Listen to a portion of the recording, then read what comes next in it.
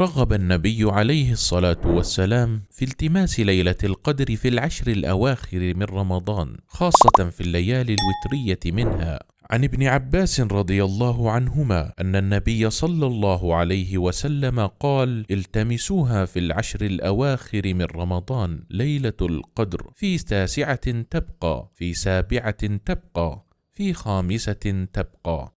وبغروب الشمس اليوم 26 من رمضان تدخل ليلة 27، وهي أرجى الليالي موافقة لليلة القدر. ولهذا كان نبينا صلى الله عليه وسلم يجمع أهله ونساءه والناس فيها فيقوم بهم حتى السحر، بل كان عمر وحذيفة رضي الله عنهما لا يشكون أنها ليلة 27، حتى أن أبي بن كعب رضي الله عنه كان يحلف لا يستثني أنها ليلة 27.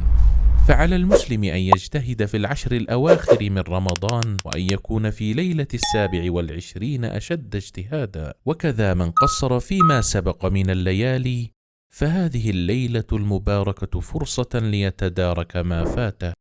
عسى الله بواسع رحمته أن يوفقه لليلة هي خير من 1000 شهر. بسم الله الرحمن الرحيم. إنا أنزلناه في ليلة القدر، وما أدراك ما ليلة القدر. ليلة القدر خير من 1000 شهر.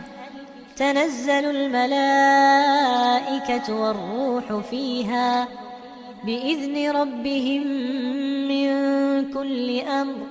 سلام هي حتى مطلع الفجر.